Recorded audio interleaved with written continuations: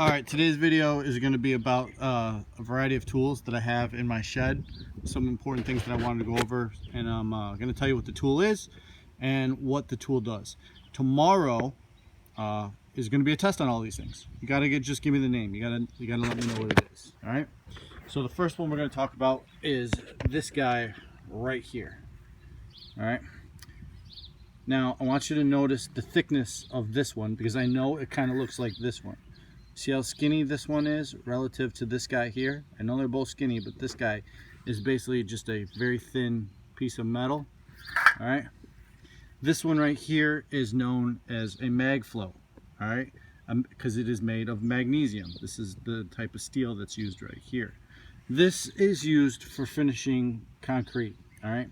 Now, again, it can get tricky with this one, because this one is also used for finishing concrete, but this one is particularly handy because it is a little more weighty, and again, it's made of magnesium, which is key because this tool is used to bring up the fat or the cream in concrete to help finish it, to help get rid of all your holes and imperfections and stuff like that.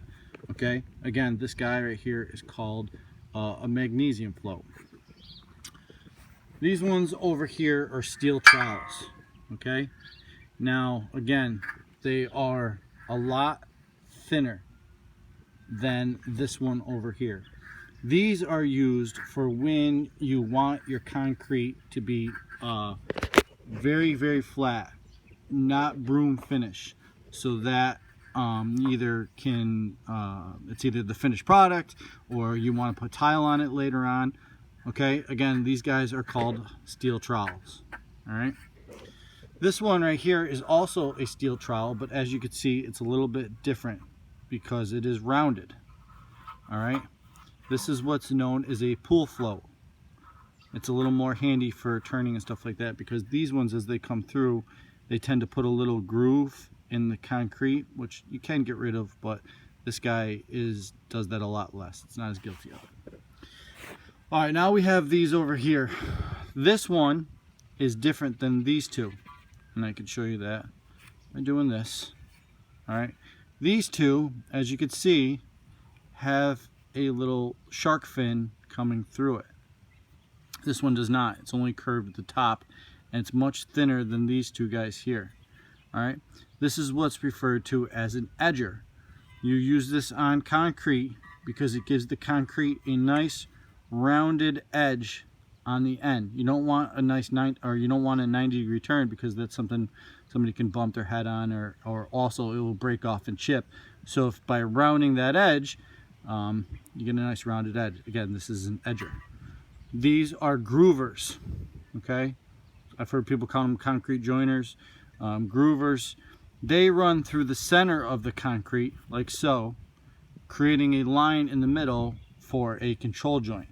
I know for our class, typically we go back and saw cut the control joints, but this thing can do it while the concrete is still wet, and can be pretty handy. It gives it a nice finish as well.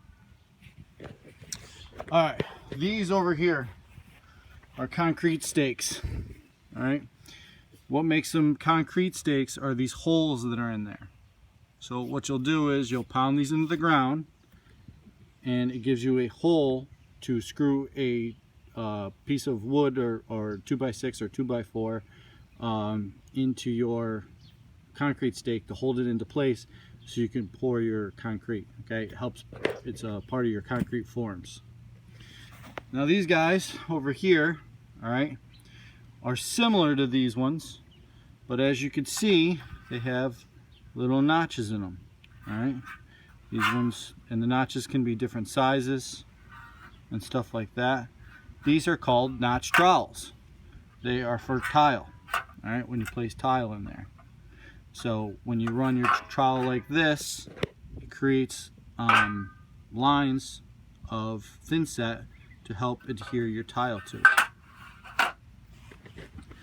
This guy over here is a margin trowel. All right, handy for a whole different assortment of things. It helps to finish concrete, to get into tighter places, because it's not as big as those guys.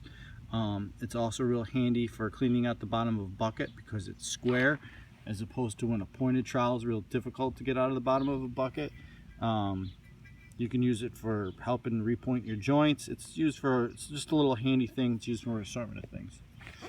This over here is a concrete brush. So as before, when we said with those trowels over there, you get a very smooth finish on your concrete.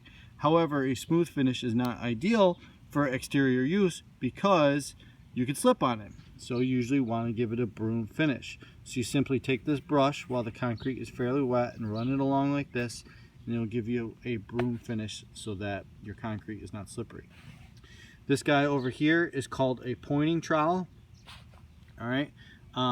Again, it can also be used for concrete because it's much smaller and it can get in those little tighter places to help you finish stuff off. I actually just use mine for patching and stuff like that. This guy over here is a mixing paddle. All right, it fits onto your drill, and you can use it to mix in a bucket, stuff like that. It's real handy for when you have to mix a small amount. And last but not least, we have our hawks. All right, this is a hawk. It's got a handle on the bottom.